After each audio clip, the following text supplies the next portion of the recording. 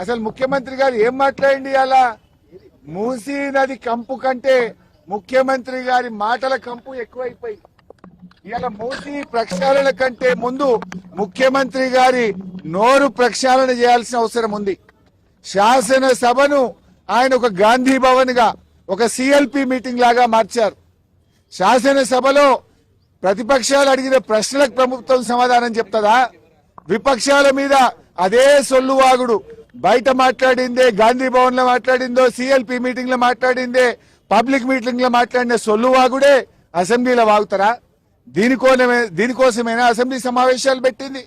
నేను సూటిగా అడిగిన మూసీకి తెచ్చే నీళ్లు కాళేశ్వరంలోని మల్లన్న సాగర్ ప్రాజెక్ట్ నుంచే తెస్తున్నారా అని అడిగాను. సమాధానం లేదు. మూసీకి మేము వ్యతిరేకం కాదు, మూసీలో పేదల ఇండ్ల కూల్చివేతకు వ్యతిరేకం. ఆ పేదలకు 2013 చట్టం ప్రకారంగా డబ్బులు ఇచ్చారా? ఇస్తే వివరాలు చెప్పండి అని అడిగాం. ₹1 ఇవ్వలేదు. వాళ్ళ ఇండ్లు కూలగొట్టి కేసీఆర్ గారు కట్టించిన డబుల్ బెడ్రూమ్లు ఇచ్చి పంపించారు. మేమేమో బాధ్యతాయుతంగా పేదల పక్షాన, ప్రజల పక్షాన మేం మాట్లాడాం. మేం మాట్లాడితే అడ్డగోలుగా ముఖ్యమంత్రి గారు మాట్లాడినరు. మూసీ ప్రక్షాళనకు నడుం బిగించిందే బీఆర్ఎస్. 32 ఎస్టీపీలు కట్టింది బీఆర్ఎస్.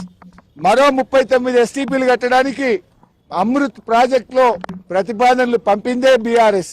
వాటి గురించి మేము మాట్లాడినాం. కానీ రేవంత్ రెడ్డి గారు ఎంతసేపు ఎదుటి వాళ్ళ మీద బాడీ షేమింగ్.